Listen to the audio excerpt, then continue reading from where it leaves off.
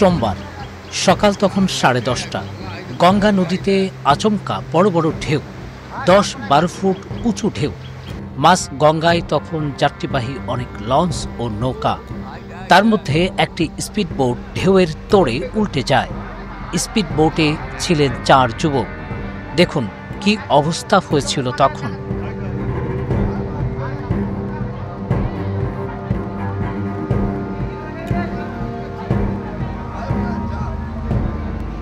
এই ঘটনা পশ্চিমবঙ্গের হাওড়া জেলার উলুবেড়িয়া দক্ষিণ জগদীশপুরের গঙ্গায় ঘটেছে। 4 যুবককে নিয়ে স্পিডবোটটি উল্টে গেলেও ভালো খবর হলো তাদের জীবিত উদ্ধার করা হয়েছে। আশপাশে লঞ্চ ও নৌকা ছিল তখন। তাদের সহায়তায় উদ্ধার করা হয়েছে 4 জনকে। অমাবস্যার ভরা কটালে নদীতে বান আসে।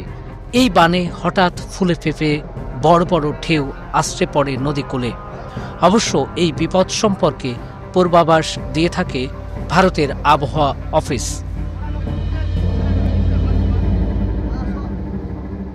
কলকাতা ব্যুরোর পাঠানো তথ্য ও ভিডিও নিয়ে প্রতিবেদন risingbt.com।